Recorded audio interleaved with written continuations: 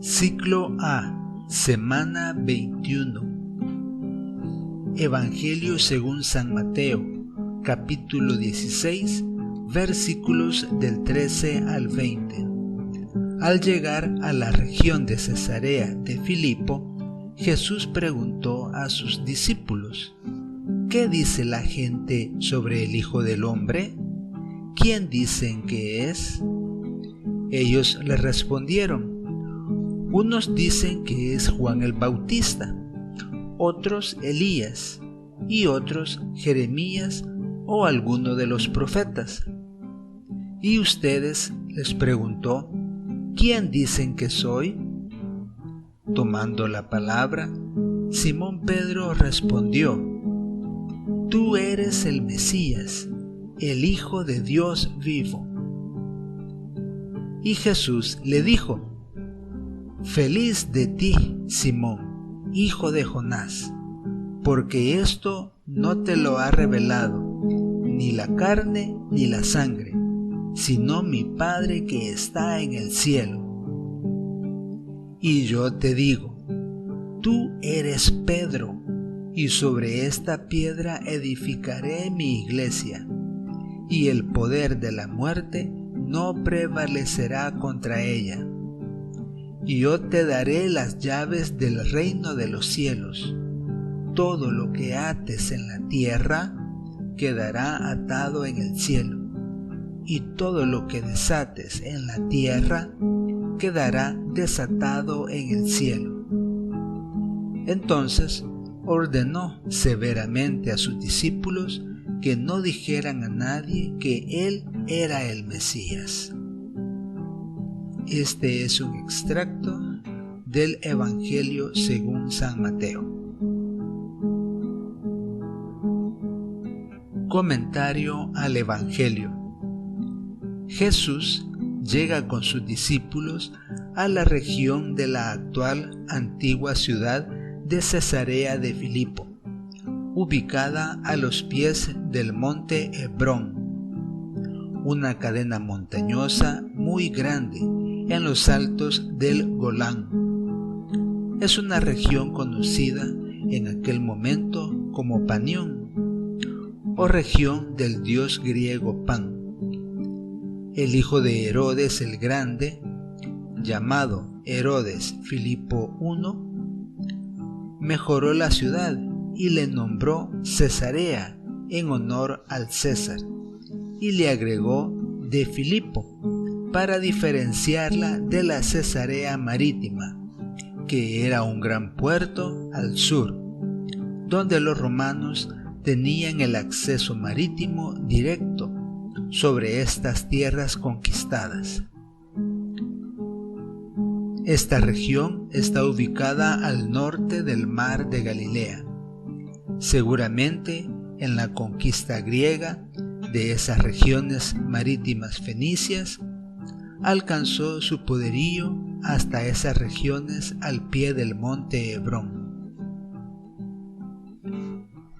Ha sido largo el viaje realizado y el cansancio se encuentra presente en cada uno de ellos. Regresan de Tiro y Sidón, las ciudades marítimas fenicias. De ahí han caminado tierra adentro para llegar a Cesarea. Son unos 50 kilómetros en línea recta. Están casi a la misma altura en un mapa, pero se debe considerar que esos caminos difícilmente son en línea recta y el terreno es muy irregular, por lo que podrían ser más distancia a pie.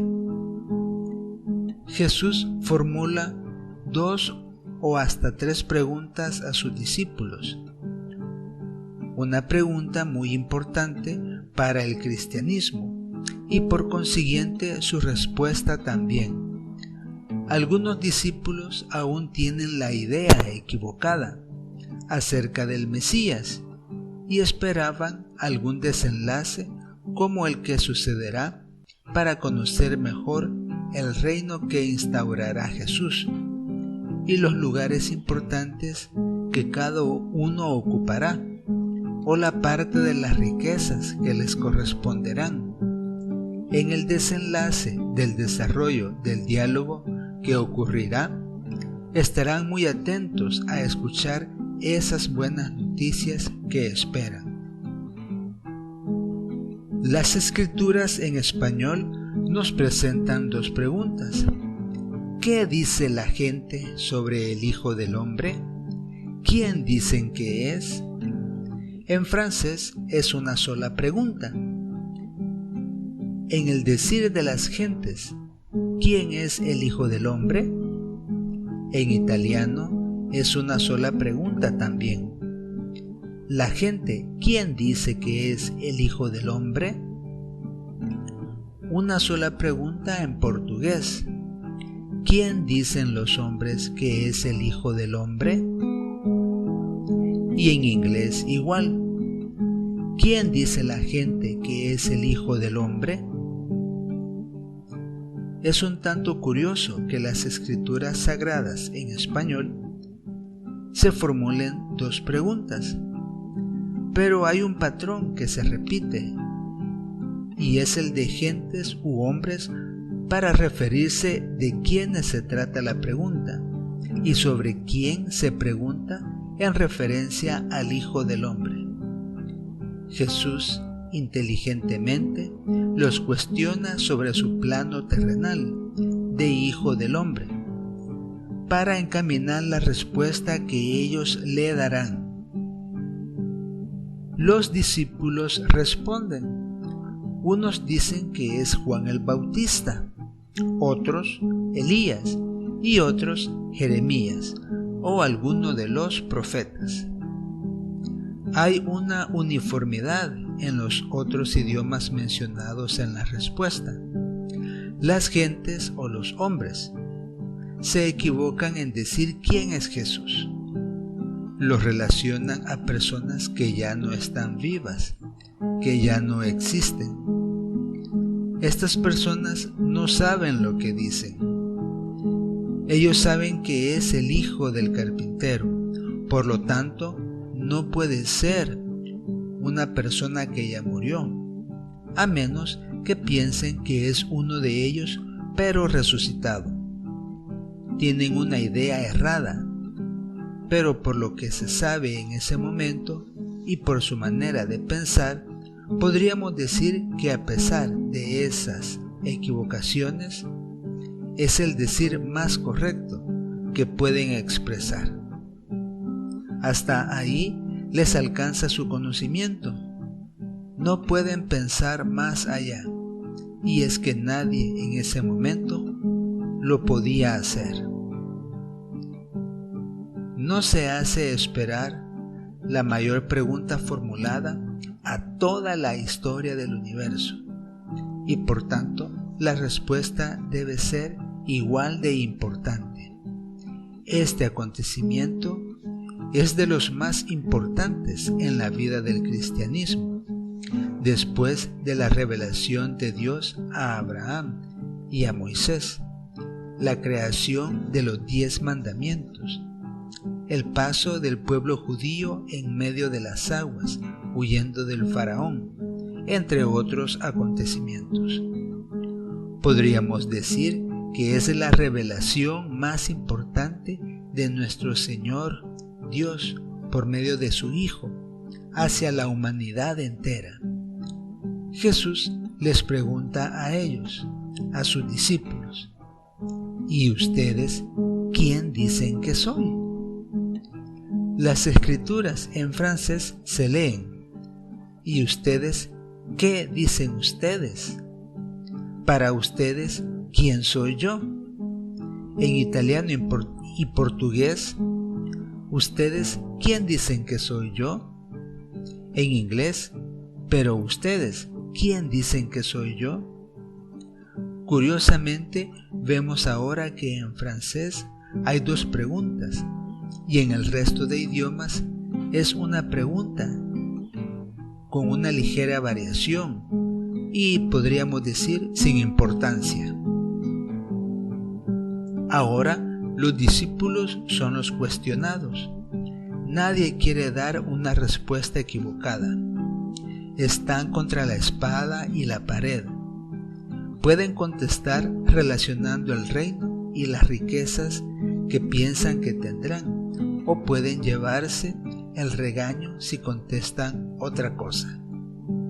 Nadie tiene valor de hablar. Algunos estarán pensando en cómo esquivar la respuesta, o que Jesús mejor retire el tema. La pregunta, y continúen con el plan de viaje. El Evangelio en español, francés y portugués mencionan que Simón Pedro tomó la palabra y respondió. El Evangelio en italiano e inglés menciona que solamente Simón Pedro contestó. Diferencias en donde parece que se quiere exaltar el hecho de respeto hacia Jesús al tomar la palabra Simón Pedro.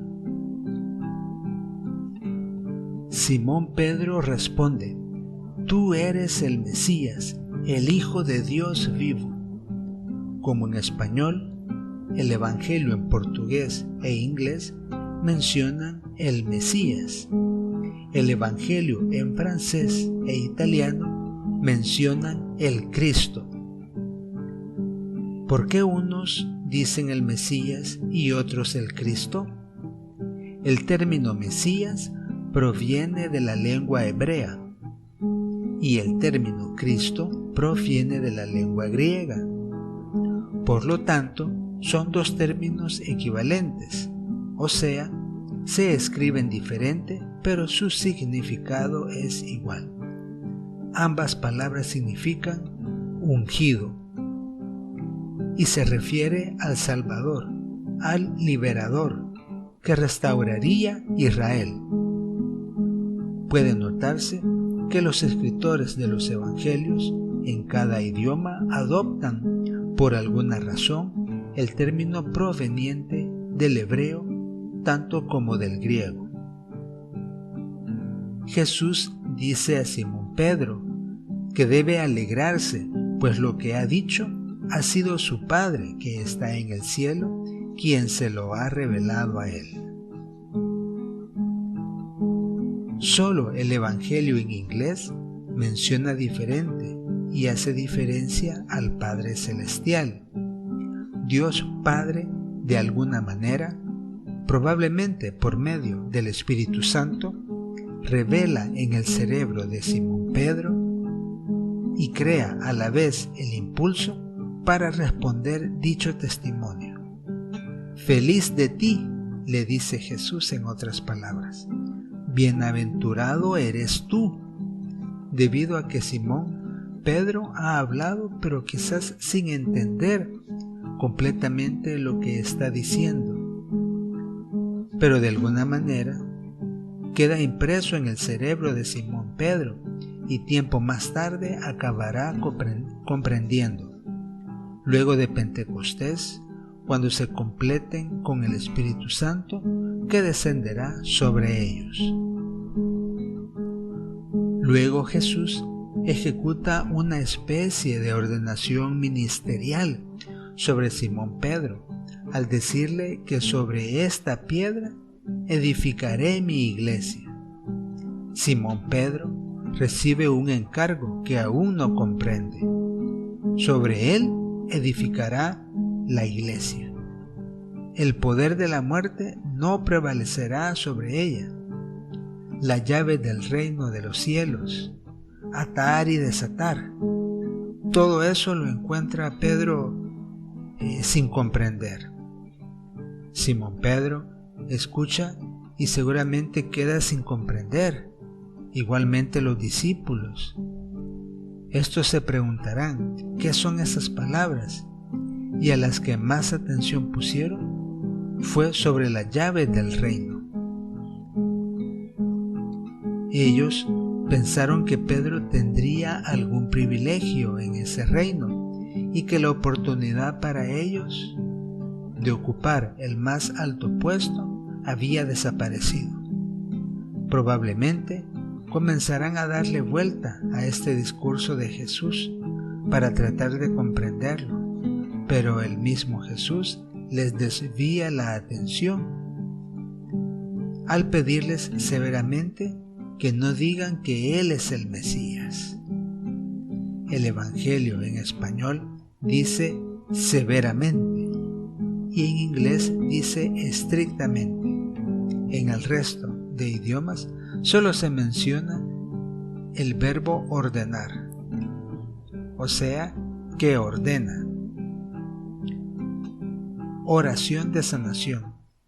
Cierra los ojos, respira tranquilamente y toma tus dos manos como si estuvieras tomando la mano de Dios e imagínate que Dios está poniendo su otra mano sobre tu cabeza si tú eres el enfermo o sobre la cabeza del enfermo por el que haces esta oración de sanación. Escucha y repite con toda la fe posible. Dios Todopoderoso, mi Padre y Padre de, aquí dices el nombre del enfermo. Te suplico perdones nuestros pecados, nuestras faltas hacia ti. Por las sagradas Escrituras, conocemos que tu Hijo Jesucristo sanaba a las gentes de sus males y enfermedades. Dios Todopoderoso, te suplico sanes a, aquí dices el nombre del enfermo. Quien está padeciendo esta enfermedad. Dios Todopoderoso, considera la bondad de este enfermo, el amor a sus seres queridos, la ayuda que ha prestado a muchas personas. Dios Todopoderoso, Creador del cielo y la tierra, de todo el universo, tú gobiernas la creación. No hay mal ni enfermedad que te doblegue, que a través de tu mano poderosa que dio la victoria a Israel, asediada por sus enemigos, y que por la intercesión de tu Hijo Jesucristo, te suplico sanes a, aquí dices el nombre del enfermo. En tu nombre, Dios Todopoderoso, se haga de la manera que tú quieras y cuando tú quieras, y danos la alegría de ver a, aquí dices el nombre del enfermo, sano de esta enfermedad. Amén.